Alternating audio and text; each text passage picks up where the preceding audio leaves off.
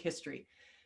My name's Tiffany Bova. I am the Growth and Innovation Evangelist at Salesforce, and I'd love to welcome Tessa. I'm really looking forward to our discussion today and how you have built your growth mindset as you're hanging up your skates and transitioning to your next act as an entrepreneur. There will be some key lessons we can learn from your journey. Tessa, welcome. Thank you so much for having me. I'm so looking forward to our discussion. Me as well, me as well. It's going to be great. This conversation is timely in light of a top of mind question I hear from recent conversations with business leaders. How do we drive forward during this time? It's unprecedented. It goes without saying, this pandemic has shaken us all to the core. It showed us that not only do we need to be nimble, but adapt quickly to changes to thrive. Mindset and a strong growth IQ is what I like to say. It's key to grow in what I say is the next future. I actually don't like the term new normal because I feel like the normal we left had lots of room for improvement. So whether it be equality on access to healthcare and education and bandwidth and all the things that we have learned around the social injustices, it's time that we look toward the future, take this time to pause and reset, be more resilient, and find our way through. But every organization is facing this massive transformation. It's hitting them with employee health, making sure our people are safe, that their mental well-being is okay, that they're able to work from home if possible. If they're essential workers, are they being taken care of? Really trying to work through what we say is crisis mitigation. How do you stabilize the business? How do you prepare to get your people back to the office when and if that happens in 2020? And how you prepare yourself for growth going forward. Really, this is how do we manage this massive remote workforce that may never come back to the office. What's interesting is with the entire shift of people working from home, in most cases, there's some research out there that says that some 35 or 40% of the people who are now working from home will remain working from home, which means the demographic of cities and towns and communities will forever be changed. That lends itself to finding some financial instability with many businesses that have relied on people working in the office or transportation or even the hospitality business.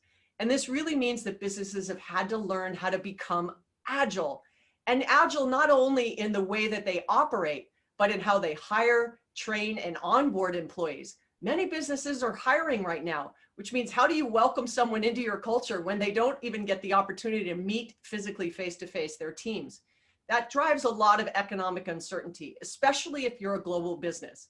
If you're only conducting business in North America, or you may be going to EMEA or APAC, wherever you may be conducting business, you have to figure out that it's changing day by day, minute by minute on what's happening.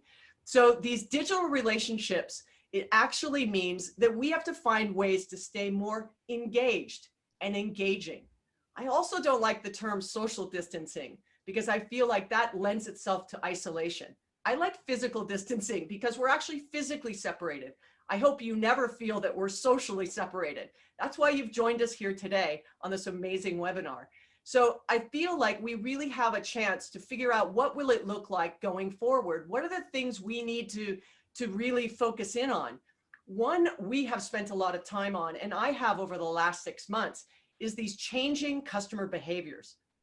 What's really fascinating about that, if you're an entrepreneur, small business, medium, or even enterprise, these habits that our buyers have had over decades have been blown up in a short 6 month time frame.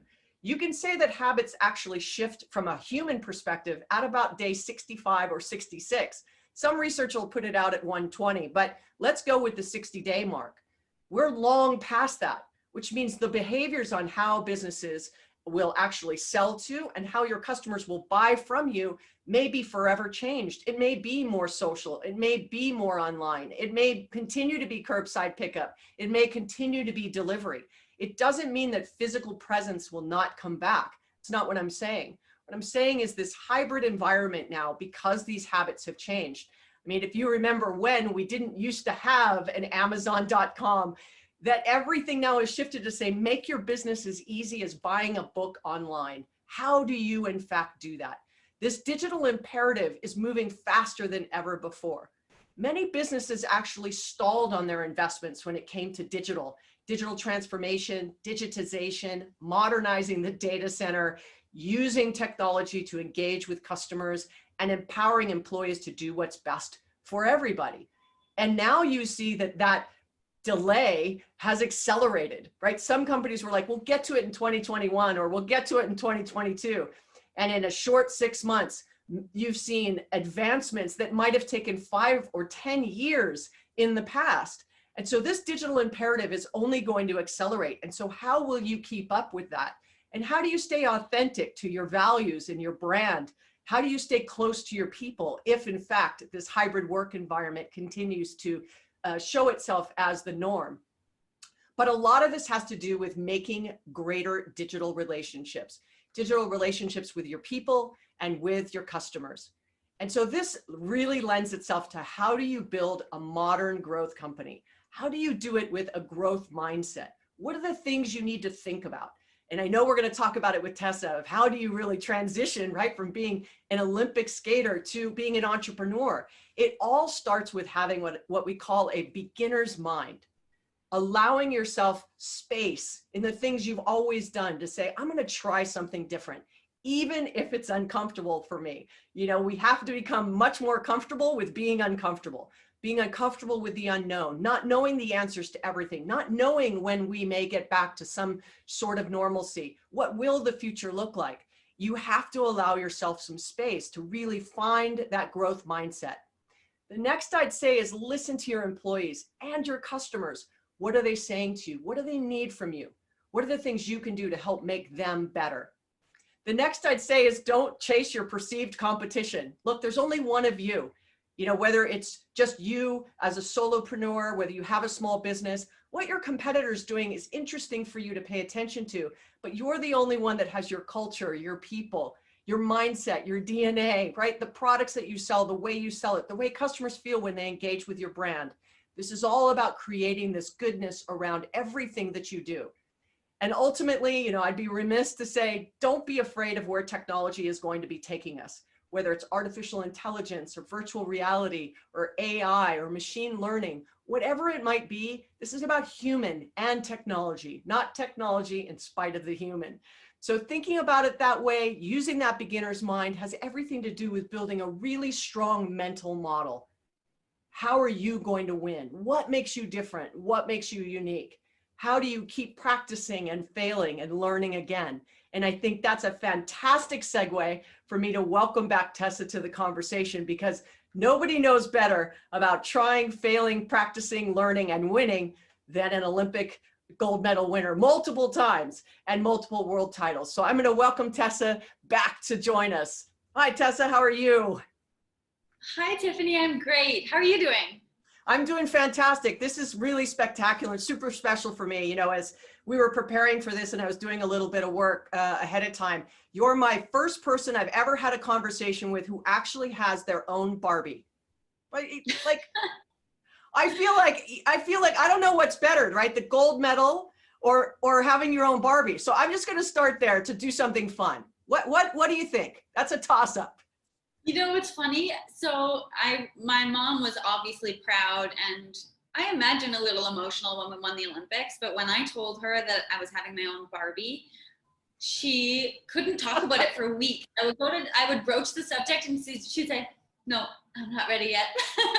Because it was just so significant to her. She grew up with Barbie, but that was pretty surreal and a way to sort of see 3D, this tangible way of recognizing success. You know, when you're living it, it's much harder. But I have to say, Tiffany, that introduction just hit me, because when I was prepping for this chat and thinking about the ways that resilience contributes in, you know, every facet of life, so many of the takeaways that you just discussed, learning to be comfortable in the uncomfortable is one thing that our sports psychologist stressed so much. That growth mindset of feeling like you're a beginner and just that insatiable thirst for knowledge and wanting to just grow and be better, reframing things. It's so powerful, that messaging that you've shared. And as everyone pivots now, you know, given the current climate, I think it's so important and relevant to grab hold of those tidbits. So thanks for sharing. I'm inspired just listening.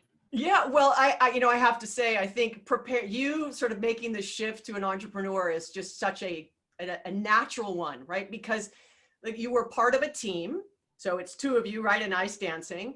And I think that really teaches you about working together and resolving conflict and always keeping the goal in mind, right? Like regardless of how challenging it gets. And I feel like I want to start there because I think there's so much that you learn in 22 years of skating as a high performing athlete.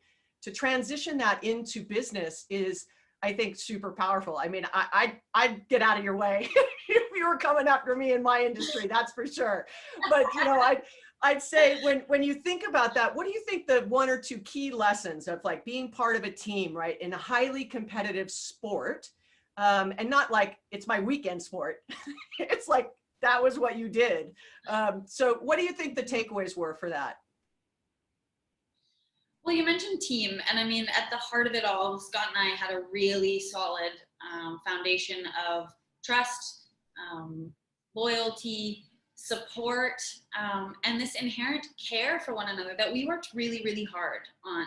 But we were part of a greater team, and not just Team Canada or the figure skating team in Canada, but our team of strength and conditioning coaches, massage therapists, nutritionists. I think leading into the last Olympics in Pyeongchang, we probably had upwards of 15, 16, 17 team members, and each month we sat around a boardroom table and we led the meetings as if we were the CEOs of the company. And I think that common goal, that shared vision, was easy for people to get on board with. We would stop at nothing to achieve success, and in our minds that meant gold. That's where the benchmark was, and everyone rallied behind this cause because there was a sense that it was meaningful personally, of course, but also that we could represent Canada on the global stage and that we were doing things differently. We wanted to shake up the skating world, approach sport in a unique way and from a unique lens, and on our own terms, which I think in the end of our career was the most gratifying. Just being able to stand in our opening position before Moulin Rouge played, knowing it was our last competition, just realizing this is what we envisioned and this is what we simulated for 730 days, was that exact moment in our way. Well, you said so many things right there. Like my mind is spinning, right? The first thing I'd say is that, when people say self-made, I'm always like, you just mentioned, right? 15 people were behind you and they hold you up, right? You sort of stand on the shoulders. And so this is, no matter what, if you're a solopreneur or you're a small business, there's always people around you that are sort of cheering for you or helping in some way, right? But the other thing I like that you said is the being different, right? And I had mentioned in my opening, right, not chasing the competition, like really trying to differentiate yourself and do something unique, even if it was risky maybe, but you believe in yourself and you go for it. I was struck by that when you mentioned in your opening, because we trained our entire career with our biggest rivals and competitors. We shared a coaching staff with those skaters and we were on the ice with them every single day, which meant every single day I stepped on the ice feeling nervous, like it was a competition. And that was uncomfortable. And I had to learn how to be okay with that day in, day out in these grueling training sessions. But also it was a British official once said to us, stop trying to be the French team. Don't try and beat them where they're good. Be you and highlight your own strengths. And it's okay that it's different. Make the judges decide, but you have to play to your strengths. And it's so easy, especially nowadays, to get wrapped up in the competition and the sense that there's not enough room for all of us. But instead, as you mentioned, you sort of have to find your own path. And a big part of that is, just being bolstered by the support of a team. And I think empowering the members of your team to be their best. We wanted each member of our team to shine brightly, whether that was on the massage table, helping our meal plan, whatever it was. We wanted them to feel like they were valued and recognized and important and an integral piece of the puzzle for us moving forward in progress.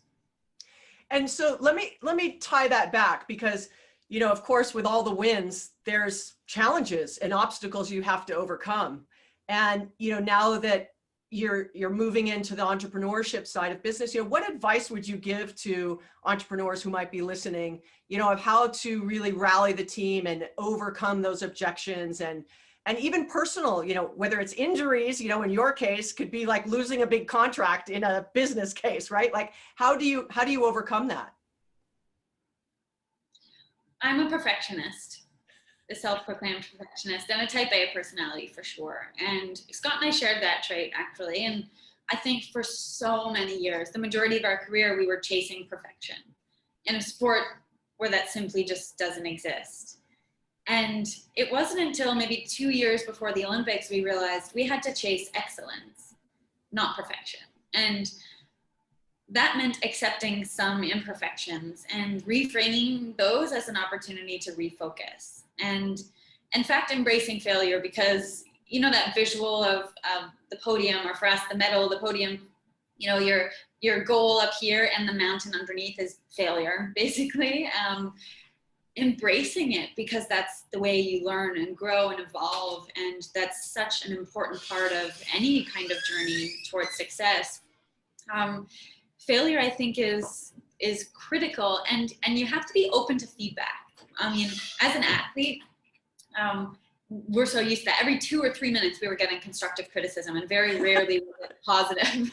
So now that I'm out in the real world, I'm thinking, I don't want to wait for an annual performance review. Like, I want someone to tell me now, how am I doing? What can I do better? What do you need from me? And so I'm finding I'm constantly seeking these answers, just for this desire to be better. And I think maybe, in a team setting, that's how we can help each other, is just creating this safe place, this open forum for discussion where every idea is equally valued, and it can be talked about, and feedback is only for the purpose of betterment and improving one's skill set. Absolutely. And, while I was never, ever, even on my worst day, as good of an athlete as you were, I was an athlete my whole life. And people will always say, and I'm type A, I'm a perfectionist, right? And what did it teach you? Like, they say, tell us your story, kind of a thing, right? I'm like, look, everything I learned about business, 2 things. One was sports, on how to win humble, how to lose with your head held high, right? How to get feedback, constructive feedback, like all the time, from how to deal with coaches and, other players on the team, and how to overcome, like, all those things, right? I lean on that all the time. And I think it created such an amazing mindset. And so for anyone listening who has kids, I think sports is the best way to teach them how to sort of, be themselves out in the world and be able to handle what's going to come at them. And I'm guessing from a mindset perspective, you would agree, Tessa. Absolutely. I mean, you mentioned, once again, that notion of being a perfectionist, and I think it's easy to latch on to something like that. And we label ourselves, and then somehow our behaviors just fall in line with that, and we accept it because, well, that's our label and that's what we identify as, instead of challenging it and fighting through that and changing that loop in our heads that pushes us towards these coping mechanisms. I think there's so much that can be done to feel limitless instead, and just open yourself up to all sorts of different avenues. And that means being able to adapt. I mean, I'm the first person to love a regimented plan. I want a structure, I want a plan, I want a schedule.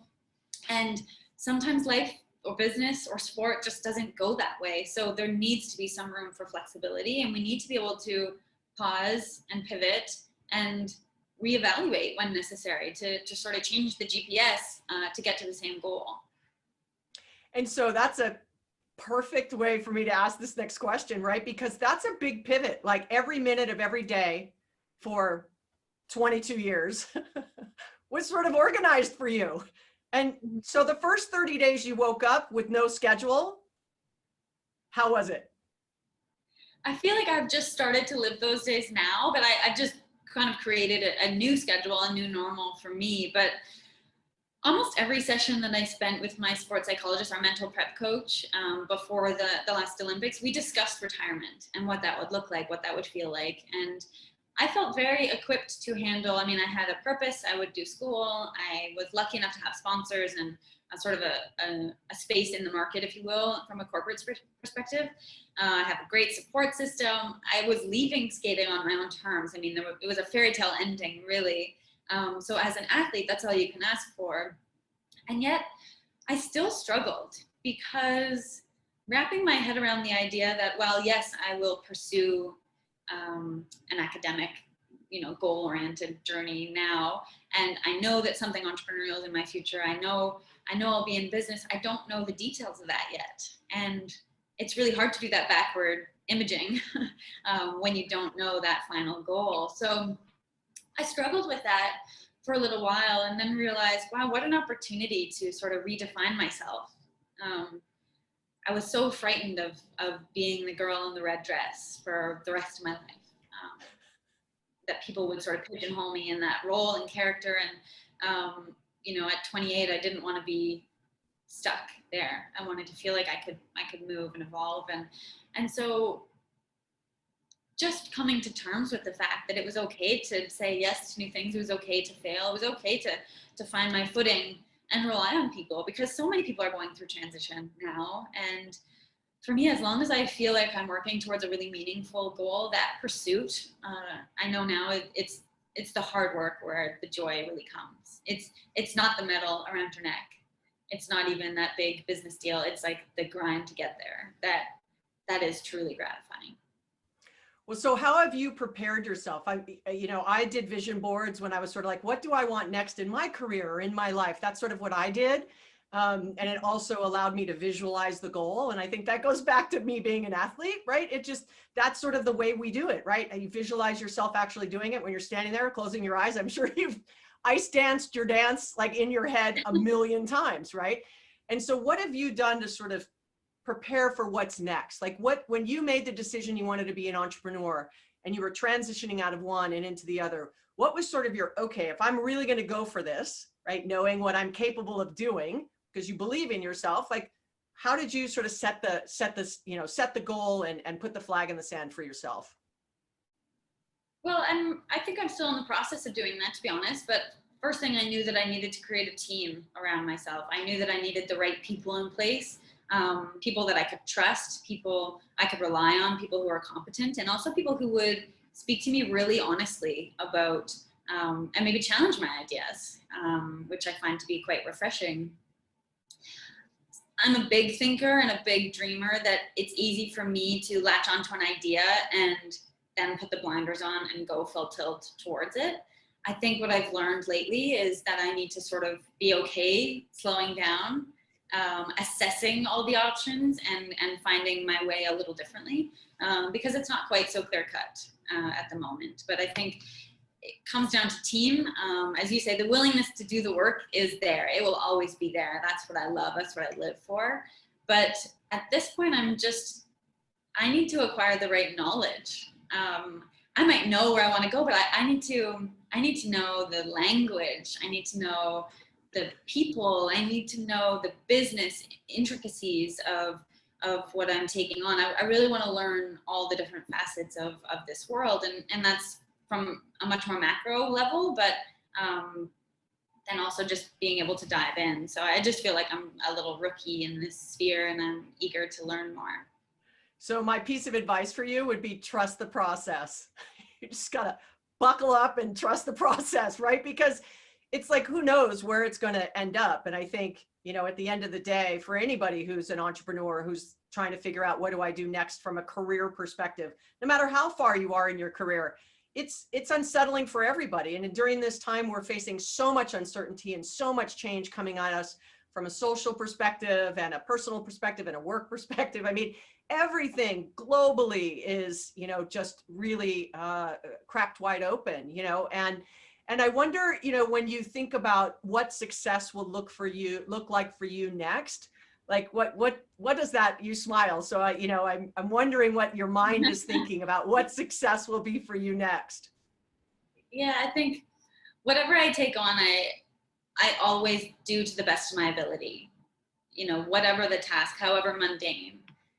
And knowing that I won't be the best in the world at anything I take on, really, if I think about it that way, I struggle with that. And only because that was the benchmark that I knew. I was so used to putting myself out there in a way that the judges would decide my fate and dictate my worth, basically. And so I'm trying to flip that script and realize, okay, what does success mean to me, as you asked? And I think right now, if I'm doing work that feels meaningful, and if I'm on a path pursuing something that feels like I'm contributing something that has worth, that is a success to me. And if I'm making other people feel like they can do that too, if I'm making other people feel like they can pursue their dreams, or that they can chase the passion, that really kind of gets me going. Well, and you do so much, broader in the community. I know that you're doing some virtual marathon of sport coming up at the end of the month for the Special Olympics. And so, I know you do a lot of things beyond that. And my values. Well, I did some work with Rotman up in Canada with the old dean, Roger Martin, and we talked about sort of the future of education and what that would look like, right? And we had this conversation some 2 years ago, and this is not a new conversation, but now we're in the middle of a pandemic where many kids are at home and not at school, and now we're learning virtually and having to come up with new and innovative ways to get people to learn, right? And find their passion and be curious and ask and feel challenged and all of those things. And so during this time, what have you done to sort of keep yourself connected in that way, because so much has been remote lately? Yeah, it's so tough for people. I think the hardest thing probably is just finding focus. Our attentions are being pulled in a million different ways, and our attention spans are just being reduced more and more. And I think for me, always the sense of delayed gratification, or that idea. So if I know that, if I can imagine how I want to feel, or what I want to know, the kind of person I want to be a week down the road, a month, a year, that's sort of a strong driving force for me. And to do that on a day-to-day level, a lot of that is just a routine. So feeling like I have a space that makes me feel inspired, that I can work in, that I, something that I can count on, and then setting just really quality intentions. If nothing else, this time, like I'm sure for many other people, it's taught me that it doesn't take much, like it's the simple things that we can latch onto. We can find gratitude and find reasons to be happy. And as you mentioned, being connected. I mean, I think now more than ever, people need to feel like they have a support system. Absolutely. Absolutely. And I think it's really critical, I say often that this is the time, if you're listening to this obviously at the end of this webinar, right? Pick up the phone and call somebody. Like, a phone call is so much better than a text message or an email. Like, you never know what's on the other end, asking people how they are and how they're doing, right? I think it's really important. How do you find this in yourself, and do you help other people sort of be their real selves online, or be captivating, engaging virtually? Is that any part of your work, and making people feel comfortable connecting with others that way? So it's funny that you say that. I was doing a keynote yesterday virtually, and it's sort of like you, I'm used to people like on stage, and I see people and I hear them, not as big a crowd, but like it'll be a couple thousand people kind of a thing. And now it's quiet, like, it's very quiet. And so, you have to show up and be like, I'm here for you. I'm right here. I'm right here. Like, and you have to really bring your A game and almost overemphasize the emotion, because it's so flat, right? And so if you don't show up like you're interested and interesting, and you really care about the people on the other end of the camera, right? They'll feel it. And so, I think but the first month was really awkward. Not that I'm nervous this way, it's that it's my only communication at the moment, And so I think I was very nervous on, how do I do what you just said, Tessa, right? Like, how do you stay authentic and, make people feel like it wasn't a waste of their time, because we can all make more money. We can't make more time. And so if they spend time with us on this session, like, was it valuable for them? Did they take notes? Did they get one nugget? It's about small little pivots every single day, and you add that up over time, and you can stand on the top of the podium, right? It's not one full swoop one day, it all clicks. It's small little pivots every single day. So, you know, I'm learning like everybody else, but you know, it's a process. Like I said, we just have to trust it. Yeah, it is. And I'm thinking that, you know, we could all do with some extra self-care, because it's draining at the end of the day, isn't it? And whether that's with masks, I find myself making all these weird faces, but like with my eyes look crazy, because I'm just trying to show people that I'm smiling through the mask, and I want people to feel good about themselves. And or on Zoom with my professors who are teaching, you know, 12 hours a day, and I can't imagine what that feels like on the other side of the screen, having to give so much energy. But yeah, we can all help each other there, I think. Yeah, and I think it's just also dealing with, you know, fear and uncertainty and the unknown, you know. And so I would ask, you know, I guess, let me ask sort of in your athlete mindset, and then I'm going to ask you in your entrepreneur mindset, sort of what excited you and what scared you on the athlete side, and then what excites you and scares you on the business side?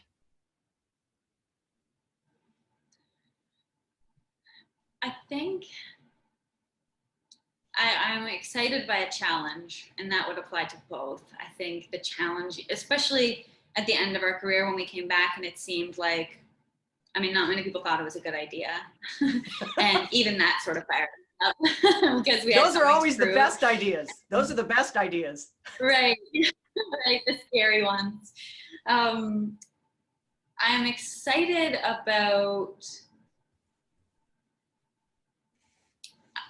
the sense of, I mean, from a creative standpoint, creating, you know, art, and in our case in iStance, that art and athleticism merging together. And there was always this question of, well, do you want to win or create art? And so what really invigorated us in the end was trying our best to do both. And by no means am I saying we accomplished that, but trying to marry that and realizing, okay, there may not be one perfect answer, but you know, in one moment, you know, at one specific time, how perfect can we be in 4 minutes? Or rather, how excellent can we be in 4 minutes? And and so as we wrap this up, what would you like to say sort of as our final words of wisdom from you, as you know, those that are listening are listening with, you know, open ears. What are you going to give them as we wrap this up? Well, I mean, you said it so eloquently, and thank you for the kind words on support, Tiffany. It means a lot. I think that openness to feedback, the willingness to learn, that growth mindset is huge, but that has to come from a really honest place. And that can only happen when we know our why, when we know our purpose. And I think it's really valuable to sometimes step back and realize, why is it that I'm pursuing this? What does this mean to me? And it makes the daily details come to life and have meaning and carry weight. And suddenly those are invigorating and inspiring instead of maybe mundane. And I think that idea of chasing a goal, but doing it differently. So as you mentioned, how can I be different from my competitors? What sets me apart? Debriefs are huge. The sense of, you know, marking progress and evaluating really honestly, where am I on this trajectory? How far off this target am I? And what do I need to do to get back on track? And finally, I think being okay with not just failure, but uncertainty and that sense of unsettledness that comes over us when things don't fall into place perfectly. That's part of the story. And honestly, at the end, that will probably be the most interesting part. And that's where we'll grow the most. That's where we'll make those really assertive decisions that will make a difference in the end product. And so that total reframing of failure, or, you know, the adversity that one might be faced with is just that it's an opportunity. I think I don't want to be part of a company that is just sails smoothly along, because there's nothing tangible to hold on to at that. I want the gritty company that has been through a lot and has learned from it and is still facing the waves, but doing so with class and composure and humility and integrity. So, and thanks so much for listening to everyone. This has been so lovely. I wish we were all in person right now, but this is great. It's been really great to connect, and your thoughtful questions, Tiffany. Oh, well, thank you. Well, Tessa Virtue, it has been an absolute pleasure. I am grateful for you. I'm grateful for all you've done. It's been a pleasure to watch your career through a little TV screen over the years, and then now to meet you virtually. Can't wait to do it when we can get back in person and it's warm in Canada, because I don't know, it can't be December, January, or February. And I'm more than happy to come and say hello to you. We will not say hello on the ice, but we will we will say hello. Okay. So it's been a pleasure. Thank you to everybody for joining us today to talk with Tessa Virtue on the growth mindset. I hope you've enjoyed our time together. We are thankful for you for spending time with us. We'll look forward to seeing you again soon. Thank you. Have a great rest of your day.